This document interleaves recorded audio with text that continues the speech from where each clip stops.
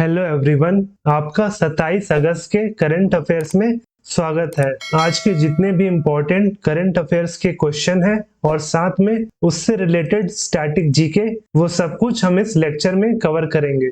और हमारे इस डेली करंट अफेयर्स के लेक्चर्स के पीडीएफ आपको हमारे टेलीग्राम चैनल पे मिल जाएगा, जिसका लिंक नीचे डिस्क्रिप्शन में दिया गया है। तो चलिए फिर वीडियो को स्टार्ट करते हैं।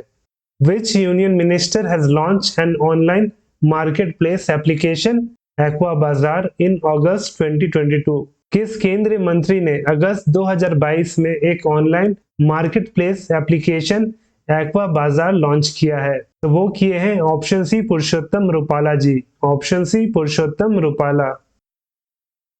और ये यूनियन मिनिस्टर है for fisheries, animal husbandry and dairy. और ये ऐप को इन्होंने नेशनल फिशरीज डेवलपमेंट बोर्ड के 90वें जनरल बॉडी मीटिंग में लॉन्च किया था।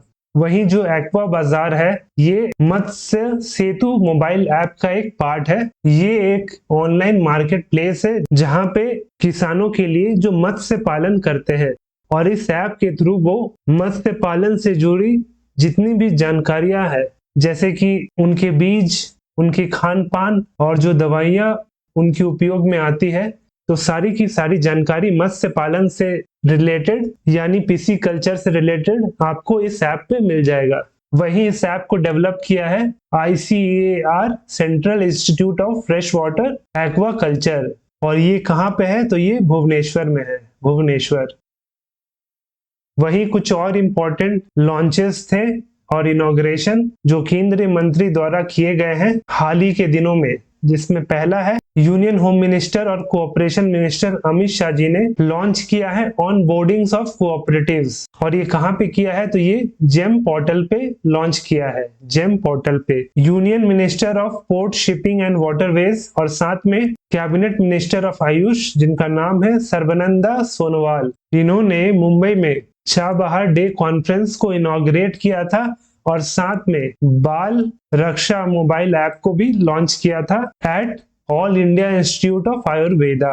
वहीं एक और इम्पोर्टेंट लॉन्च और इनॉग्रेशन है जो किया था जितेंद्र सिंह जी ने, जो है minister of state for science and technology और साथ में अर्थ एंड साइंस। तो इन्होंने पहले लॉन्च किया था national standards for civil services training institution Nai Delhi में। इसके साथ इन्होंने भारत का पहला ऑटोनोमस नेविगेशन फैसिलिटी भी लॉन्च किया है, जिसका नाम है तिहान। और इसे लॉन्च किए थे IIT हैदराबाद कैंपस में, IIT हैदराबाद कैंपस।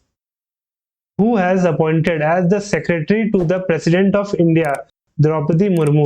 भारत के राष्ट्रपति द्रौपदी मुर्मू के सचिव के रूप में किसे नियुक्त किया गया है? तो नियुक्त किए गए हैं ऑप्शन सी राजेश वर्मा।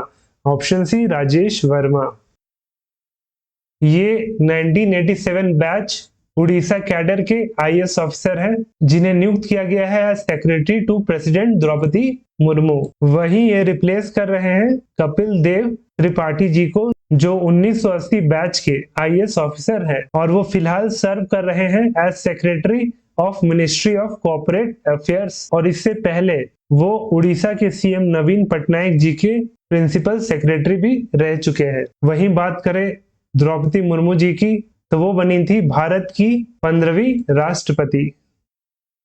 वहीं कुछ और सेक्रेटरी के लिस्ट है, वो भी जान लेते हैं, जिसमें पहला है प्राइवेट सेक्रेटरी टू PM, वो है विवेक कुमार जी। उसके बाद फॉरेन सेक्रेटरी है विनय मोहन क्वात्रा। उसके बाद आते हैं एडवाइजर टू PM मोदी, तो वो है तरुण कपूर। वहीं फिर फाइनेंस सेक्रेटरी और एक्सपेंडिचर सेक्रेटरी, ये दोनों के दोनों हैं TM सोमनाथन। वहीं बात करें रेवेन्यू सेक्रेटरी की, तो ये है तरुण बजाज। वहीं इकोनॉमिक अफेयर सेक्रेटरी है अजय सेठ। और फाइनली जो कैबिनेट सेक्रेटरी है, उनका नाम है Rajiv Gauba. Who authored the book Netaji Subhash Chandra Bose life, politics and struggle? Netaji Subhash Chandra Bose का जीवन, राजनीति और संघर्ष पुस्तक किसने लिखी है? तो वो लिखी है ऑप्शन डी कृष्णा बोस जी इस किताब को लिखी है। और वहीं इसे फाइनल शेप दिया है एडिट और ट्रांसलेट करके फ्रॉम बंगाली टू इंग्लिश वो है कृष्णा बोस के बेटे सुमंत्रा बोस जी ने। वहीं इस किताब को पब्लिश किया है पैन मैकमिलन इंडिया ने, Pan Macmillan India. The fourth India Philippines strategic dialogue was held in dash. चौथी भारत फिलीपींस रणनीतिक वार्ता डैश में आयोजित की गई थी, तो वो की गई थी ऑप्शन डी मनीला में, option D Manila.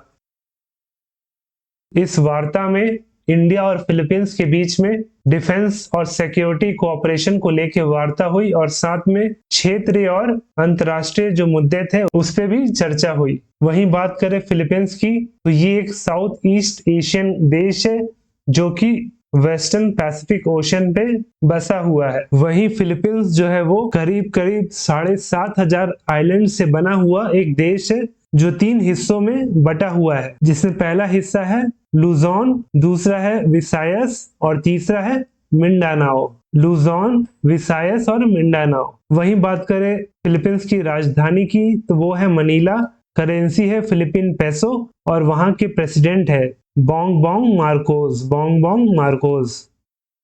In which city Union Minister Nitin Gadkari has unveiled India's first electric double-decker bus? केंद्रीय मंत्री नितिन गडकरी ने किस शहर में भारत की पहली इलेक्ट्रिक डबल डेकर बस का अनावरण किया है? तो वो किए हैं ऑप्शन सी मुंबई में, ऑप्शन सी मुंबई। आप यहाँ पे फोटो में देख सकते हैं, ये बस का फोटो है जो काफी शानदार लग रहा है, जिसे highway and road transport minister Nitin Gadkari ji ने अनवील किया था, जो कि भारत का पहला इलेक्ट्रिक डबल डेकर बस है। और इसे बनाया है अशोक लेलैंड का एक सब्सिडरी है जिसका नाम है स्विच मोबिलिटी लिमिटेड। तो उसने इस डबल डेकर बस को बनाया है और इस बस का जो नाम है वो है switch EIV22S, switch EIV22S। Who has won the gold medal at the 2022 WSPS यानी कि world shooting para sport shooting world cup in Changwon South Korea? अगस्त 2022 में दक्षिण कोरिया के चांगवोन में 2022 WSPS शूटिंग विश्व कप में स्वर्ण पदक किसने जीता?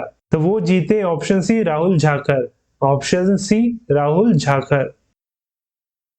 राहुल झाकर ने इस world shooting para sport shooting world cup में गोल्ड मेडल जीता इन 25 मीटर कैटेगरी। वहीं अवनी लेखारा और पूजा अग्रवाल भी मेडल जीते, जिसमें अवनी लेखारा ने सिल्वर मेडल जीता 10 मीटर कैटेगरी में, वहीं पूजा अग्रवाल ने जीता ब्रॉन्ज मेडल 25 मीटर कैटेगरी में। Who has signed an MOU with the IRCTC to ensure safety and security of booking data?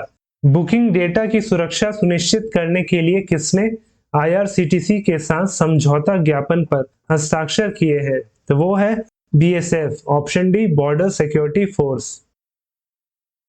इसके तहत जो BSF के लोग हैं वो अगर ई टिकट बुक करेंगे IRCTC से तो उनका डेटा को सेफ और सिक्योर रखा जाएगा। वहीं इसके साथ BSF वालों को अलग से कुछ एक्स्ट्रा फैसिलिटीज भी दिया जाएगा, जैसे कि एक्स्ट्रा बैगेजेस का, लाउंज, कार्गो का, और साथ में जो कैंसलेशन और रीशेड्यूल का जो चार्जेस होता है वो भी उनको कम देना पड़ेगा। वहीं बात करें बॉर्डर सिक्योरिटी फोर्स का तो ये फॉर्म हुआ था 1 दिसंबर 1965 को। इसका हेडक्वार्टर न्यू दिल्ली में है और जो करंट डायरेक्टर जनरल है उनका नाम है Pankaj Kumar Singh, Pankaj Kumar Singh. Who has been recommended for the post of NABARD chairman? NABARD के अध्यक्ष पद के लिए किसकी सिफारिश की गई है? तो वो की गई है ऑप्शन बी मोहम्मद मुस्तफा की, ऑप्शन बी मोहम्मद मुस्तफा। और ये रिकमेंडेशन दिया है फाइनेंशियल सर्विस इंस्टीट्यूशन ब्यूरो ने। वही मोहम्मद मुस्तफा जो है वो करंट चेयरमैन और MD है सिडबी के, यानी कि small industries development bank of India के। वहीं नाबार्ड की बात करें तो 12 जुलाई 1982 को फॉर्म हुआ था। इसका हेडक्वार्टर मुंबई है। वहीं जो करंट चेयरमैन है उनका नाम है GR Chintala, Govind राजरू Chintala. Which country has become the first country to make period product free for all? कौन सा देश पीरियड प्रोडक्ट्स को सभी के लिए फ्री करने वाला पहला देश बन गया है? तो वो है option A Scotland, option A Scotland. वैसे पहले तो जो सैनिटरी प्रोडक्ट्स थे वो ऑलरेडी फ्री थे फॉर प्यूपिल्स एंड स्टूडेंट, लेकिन वही इस नए इम्प्लीमेंटेशन के बाद अब कोई भी फ्री में सैनिटरी प्रोडक्ट ले सकता है। In which year the Bombay Stock Exchange was established? Bombay stock exchange BSE की स्थापना किस वर्ष हुई थी? तो ये जो क्वेश्चन है वो आपके लिए है। आप हमें इसका सही आंसर नीचे कमेंट सेक्शन में लिख के बताएं।